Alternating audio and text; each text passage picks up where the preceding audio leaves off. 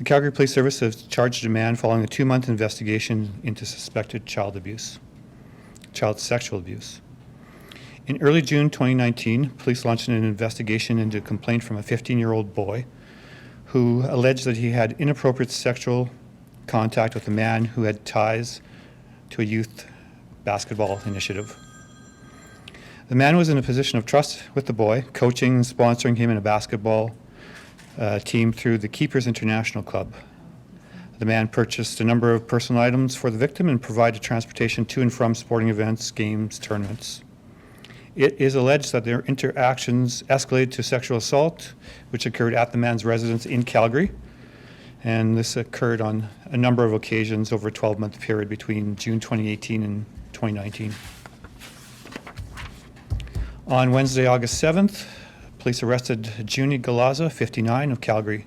He's charged with 1 count each of invitation to sexual touching, sexual interference, sexual assault, sexual exploitation, and obtaining sexual services for consideration.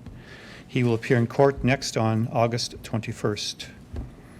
For more information about how to recognize the signs of child abuse, please visit the Calgary and Area Child Advocacy Centre website at www.calgarycac.ca.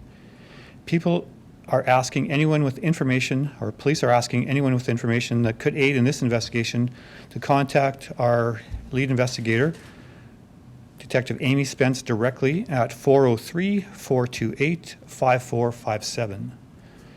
Anyone who's a victim of crime or believes they know someone who is should contact the Calgary Police Service non-emergency line at 266-1234, or you can leave a tip anonymously at Crime Stoppers. And I will take questions now if you have any. Was Gallaza previously known to police? He was not. Can you talk a little bit more about his role that he had with the players? Our information indicates that he was a volunteer with this basketball team, so he did some mentorship, some sponsorship as was indicated, and some coaching. Primarily, he drove the kids to and from basketball practices, games, tournaments. Okay. We spoke with the Keepers International. They said that they had become aware that some of the boys were sleeping at Gallaza's house and had told them about 4 weeks ago to stop sleeping there. Are you worried about some other victims coming forward or inappropriate? They didn't seem aware of the charges. Additional victims are always a consideration in investigations like this. We know that Mr. Gallaza has only been in Calgary for about 15 years, previously lived in the Lower Mainland, Vancouver for 10, Ottawa before then. So yes, there is a potential for additional victims. If people believe they're victims of Mr. Gallaza, we really would like to hear from them. So contacting Detective Spence directly would be our suggestion. And working with the organization or the basketball team, are you guys doing that again? Our investigation thus far indicates that Keepers International did not know of any abuse. So thus far they've been cooperative, but yeah, it's really a case of him simply being a volunteer in an organization that has some trust, some authority in the community, and using it as a means of, well, possibly selecting victims. Do we often see this in child abuse investigations where it is this position of trust or power that's sort of used?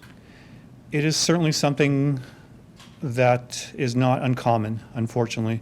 It's a means of ingratiating themselves to not only the victims, but community, family, parents, friends, that, affiliating yourself with some organization perhaps that has built-in trust makes being a predator all that much easier. And is he out right now? He was released on multiple conditions, yes. What kinds of stuff did he purchase with the From what we understand, some electronics, some shoes, some clothing, that kind of stuff. I mean, is that something that people who know the situation perhaps should be aware? I mean, it's one thing about, hey, I'll help you buy some shoes because you need it or whatever, but when you get into other things, like electronic stuff, is that maybe perhaps a warning sign for other people? I think it should be a warning sign for parents if their children start coming home with expensive shoes and clothing and electronics. They should consider that a an early warning sign, certainly. In this situation, how did parents or police become aware of what was happening? It was actually a friend of the victim who came forward, notified the school, and the school in turn notified us immediately. Boys are victimized about, I think research indicates maybe 1 in 6 on average boys are sexually abused, 1 in 4 for girls. But there are probably some social stigma attached with, more so with boys, coming forward and being self-identifying as a victim. So we just, kudos to this young person for coming forward and recognizing that their friend was in trouble and needed a little bit of a nudge to come forward. All things considered, how is the victim doing? He's getting a lot of help and support from the Calgary Area Child Advocacy Center.